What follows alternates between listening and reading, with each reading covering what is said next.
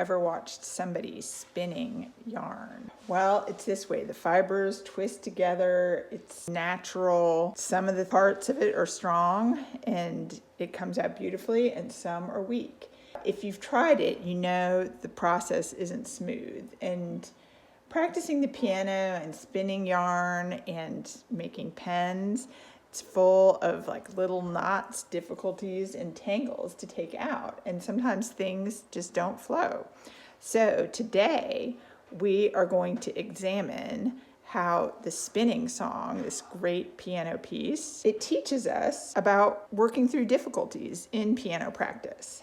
When you start spinning, the fibers can be uneven. They break apart, they form weak spots. The same is true for many natural things. And at the piano, like the first time you play through a tricky passage, it feels awkward, disjointed, maybe even impossible. But what does a good spinner do? They slow down, they control the tension, and they work methodically. And they also generally work with the guidance of a teacher or a mentor.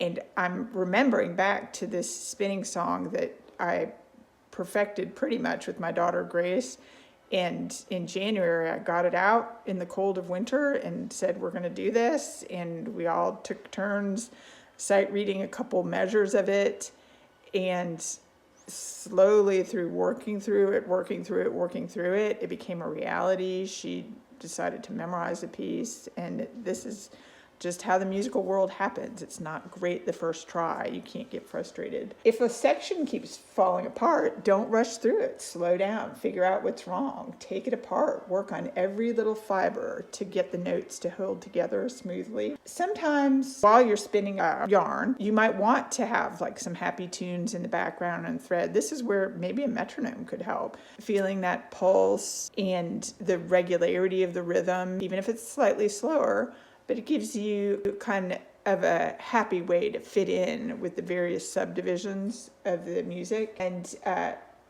you might want to change the articulations a little bit, try to get a different feel so you can see that you're bringing the shape out that you want.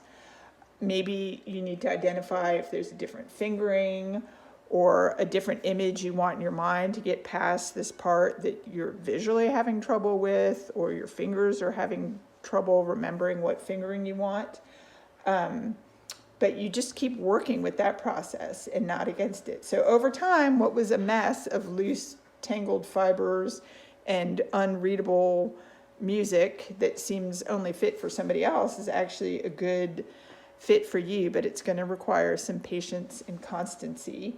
The next time you struggle with a tough passage, just remember what hopefully your teachers told you, or any of your musical mentors have said. Be like the spinner, slow down, figure out the problem, be patient, work through the knots. And in the end, you're going to end up with something that is beautiful, strong, and gives you and others great pleasure. I also just wanted to mention that the footage we have is not of an actual spinning wheel, but it's of a handmade pen being made. And I asked our resident craftsman, is this the same spinning on a lathe that would have been done in ancient times to create yarn and work on spindle parts of furniture? And he said, yes, they actually have to do it with the energy of a foot pedal, is how they used to do it before they had electric. And it's that spinning motion that's similar between pens on a lathe or yarn through a spinning wheel. If you found this thought helpful, I'd encourage you to subscribe for more insights on music, creativity, and the art of teaching.